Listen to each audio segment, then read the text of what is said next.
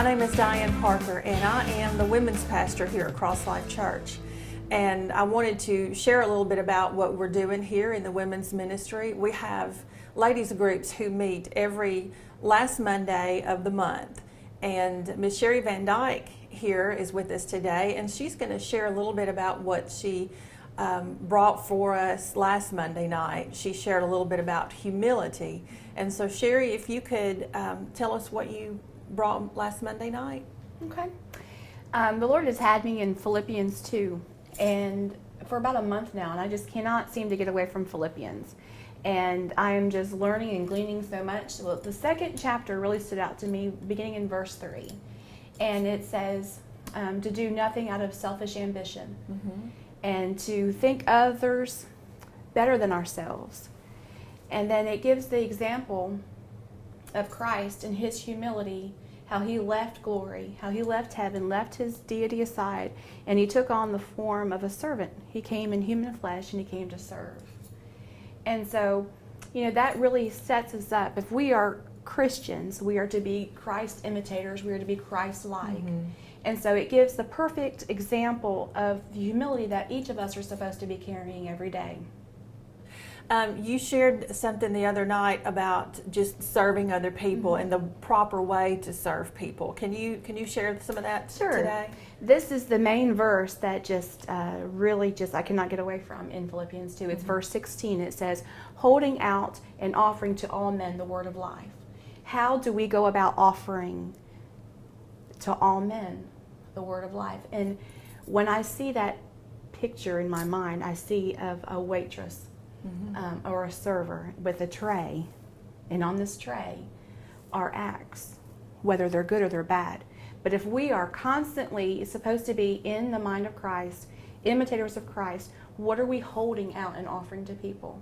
One example would be, let's just say our jobs, for example.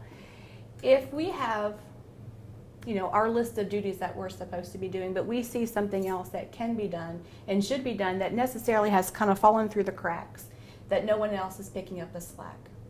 One way we can serve is just to go ahead and do that. Another way is that you never know what a person is thinking. You never really truly know what a person is feeling in their heart. And sometimes all it takes is a word of affirmation to someone to change their day. And that is an act of service. It is an act of humility. Again, thinking of someone else better than ourselves, thinking of their needs ahead of our own. And I truly believe that when we have the mind of Christ, and then when we are walking out in humility and servanthood, then our own needs are also going to be met.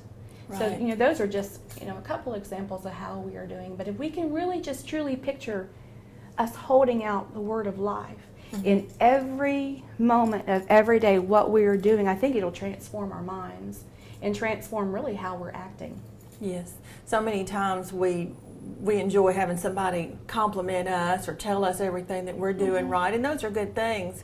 But we need to step outside of ourselves and go and tell someone else, you're doing a great job. Or, just give them a word of encouragement. And I think that's exactly the way that Christ lived his life. He wasn't worried about someone serving him all of the time. And of course there were people that did do that, but he just lived as a servant. And that's the true definition of ministry, is to serve other people. Absolutely. And we're holding out that word of life. When we are seeing ourselves as servants, oftentimes what we're presenting on the tray isn't always Christ-like. It comes with judgment, comes with bitterness, it comes with resentment.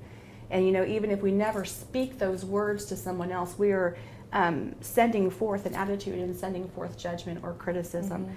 And that's picked up on the spiritual realm. Even with our body language. Oh yeah. We can let people know exactly how we feel about them, and whether it's a good thing or a bad thing. So we always have to keep in check what we're reflecting to other people. Absolutely. And this is something that the Lord is challenging me. I have not arrived, and I am not perfect in this. Me neither. But it's something that the Lord is just saying, stop, take notice of every moment of every day that you have an opportunity to be Christ-like. You have an opportunity to walk in humility and to really just show love and to grow the kingdom. Well, thank you, Sherry. Thank you for sharing You're that. welcome.